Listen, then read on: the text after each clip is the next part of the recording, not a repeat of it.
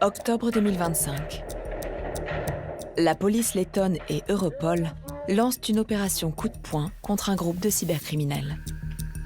Ils offraient leurs services à des arnaqueurs du monde entier. Autrefois confinée à des forums opaques, cette criminalité s'organise aujourd'hui aussi sur une application grand public, Telegram. Cette messagerie accueille un vaste marché où se revendent nos informations personnelles, voire nos papiers d'identité. Je serais quand même assez surpris de savoir comment est-ce qu'elle a pu fuiter cette carte. Nous avons passé des entretiens d'embauche pour infiltrer ces groupes de cybercriminels. Racontez-nous votre expérience en matière d'escroquerie. Suivi des arnaques téléphoniques en direct. Le code à 4 chiffres que vous rentrez dans le distributeur, c'est quoi? Et découvert d'inquiétantes annonces qui proposent de localiser une personne. Vous cherchez un individu, un véhicule? Nous fournissons des recherches via nom, prénom, numéro ou plaque. Pourquoi Telegram est-elle si prisée des cybercriminels? Sur Telegram, tu peux trouver tout, frangin. Telegram, c'est le monde de merveilles. Et que fait la plateforme face à ces escrocs qui affichent sans complexe leur butin?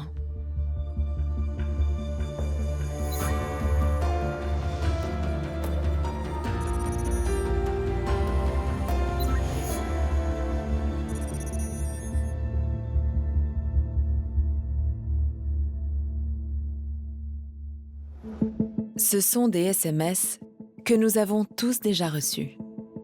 Mondial Relais, votre première livraison a échoué, veuillez reprogrammer votre livraison. Parfois, ils sont même personnalisés. S'il vous plaît, c'est le livreur, j'ai un colis pour Petit Valentin. Ces textos, en réalité frauduleux, cherchent à voler vos informations personnelles. Derrière ces messages, nous découvrons tout un écosystème criminel sur l'application Telegram. Notre enquête nous mène jusqu'à cet homme, spécialisé dans l'envoi de SMS frauduleux. Il a même créé un hymne à sa gloire. Il est vraiment trop fort, il te gère ton envoi en rapide et en plus il arrange toujours. Il manque jamais de respect, car c'est lui le respect. C'est vraiment le support et sur ça les gens ont pas tort. Sur ce canal, il fait la démonstration en vidéo de son application qui permet aux escrocs d'inonder de faux SMS Mondial Relais des milliers de personnes en même temps. Ces messages contiennent généralement un lien vers un faux site internet dont il publie des captures d'écran. Comme ici, une copie quasi conforme du site officiel Mondial Relais en français, traduite également en allemand. Et là, une imitation du site Netflix. Sur ces faux sites, on vous demande de mettre à jour vos informations personnelles et vos numéros de carte bancaire.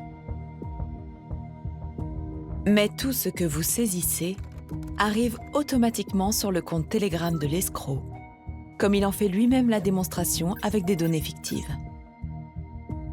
Ce sont ces informations qui vont leur permettre de se faire passer de façon crédible pour votre conseiller bancaire au téléphone. Pour collaborer entre eux, les arnaqueurs diffusent ces appels en direct sur des chaînes qui comptent jusqu'à plus de 1000 membres. Nous avons réussi à les infiltrer. Bonjour monsieur. Bonjour, bien. On entend les escrocs se faire passer pour des employés de grandes banques. C'est la proposition de la Société Générale, mais votre écoute. Ils font même mine de rassurer les victimes qu'ils s'apprêtent à escroquer. Madame, on est au téléphone ensemble, on est en communication. Tant qu'on est en communication, la situation est prise en main, vous en faites pas. Au milieu de la conversation, les autres escrocs présents sur l'appel de groupe interviennent pour donner des conseils. Demande-lui si elle peut faire des paiements avec sa carte. C'est une carte avec des gros retraits. Madame, vous m'entendez? Oui. Alors, est-ce que votre carte, vous pouvez directement effectuer des paiements avec? Progressivement, les questions se font plus précises. Le code à 4 chiffres que vous rentrez dans le distributeur, c'est quoi? Alors, vous pouvez me donner les montants des plafonds de paiement. À l'aide de ces informations, certains escrocs arrivent à obtenir des virements frauduleux, tandis que d'autres vont jusqu'à récupérer la carte bancaire de la victime sous de faux prétextes. Alors, ce qu'on peut faire, c'est que je peux vous envoyer un coursier directement qui viendra récupérer la carte du coup, qui a été fraudée. Dans une totale absence d'empathie, ils se filment en train de se moquer de leur victime. Ah là là, c'est pas facile, monsieur. Vous êtes avec des fraudeurs actuellement. Ceux qui font des faux conseils bancaires. Hein. Je crois que je vais couper parce que je me demande si c'est vraiment le Crédit Agricole. On n'est pas le Crédit Agricole, on est des fraudeurs, monsieur. Une fois l'argent reçu, certains paradent avec leur butin sur ces mêmes groupes Telegram. Ils prennent en photo les montants des virements qu'ils reçoivent, mais aussi les cartes de crédit et l'argent que les victimes ont confié aux faux coursiers. Des escrocs qui s'affichent sans complexe et qui n'ont pas l'air de craindre la modération de la plateforme. Plusieurs de ces chaînes sont en effet actives depuis plus de 6 mois au moment de notre enquête. C'est ce que nous confirme le propriétaire de ce groupe, qui a accepté de répondre à nos questions. La modération il est faible. C'est-à-dire que tu peux avoir de la visibilité sans pour autant devoir te battre avec les administrations et les modérateurs de plateforme. Telegram, c'est devenu une application de criminel. J'aurais pas dit criminel, mais j'aurais dit une application sans censure. Une application où tout peut se passer. Cette modération défaillante n'est pas le seul atout de Telegram aux yeux des escrocs. Une autre fonctionnalité est très appréciée, les bots. Sur son site web, la plateforme les définit ainsi. Des petites applications capables de prendre en charge tout type de tâches ou de services. Elles sont créées par les utilisateurs eux-mêmes. Comme ce bot, qui donne les prévisions météo en temps réel. Mais notre enquête démontre que les cybercriminels en font un usage intensif et parfois surprenant.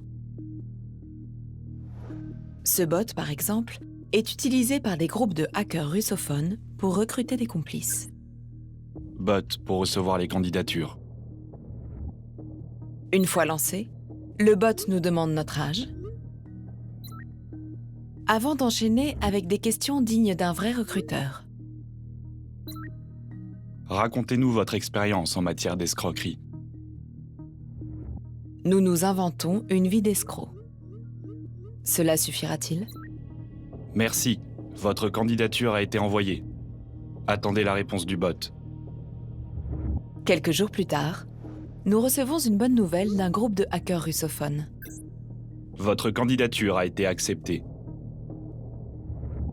Nous accédons au manuel du nouvel arrivant. Notre mission, propager un info-stealer. Il s'agit d'un logiciel pirate qui s'installe sur l'ordinateur de la victime et lui vole ses données personnelles.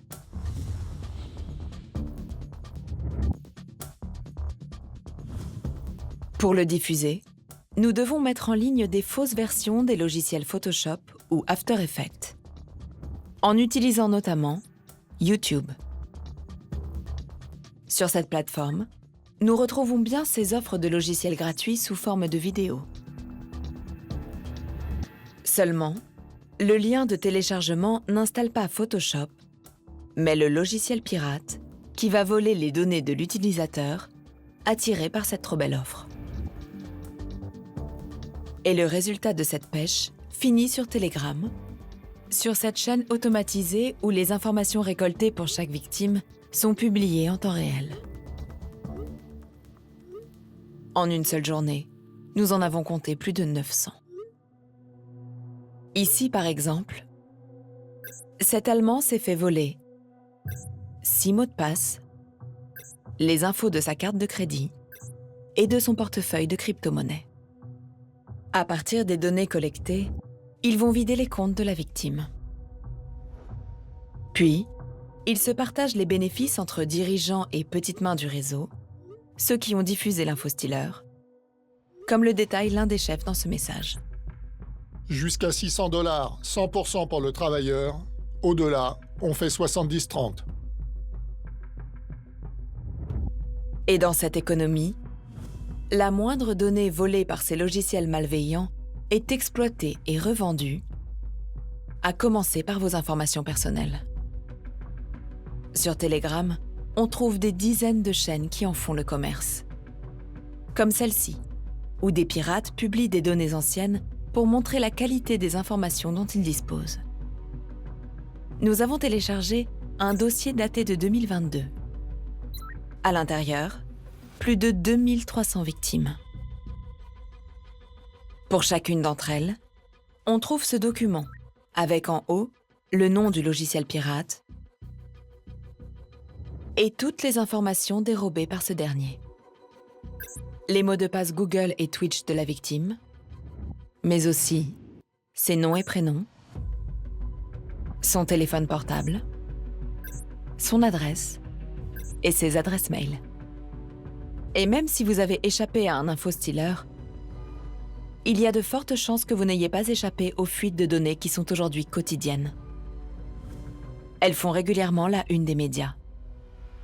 Ici, Free, avec le vol de données de 19 millions de clients.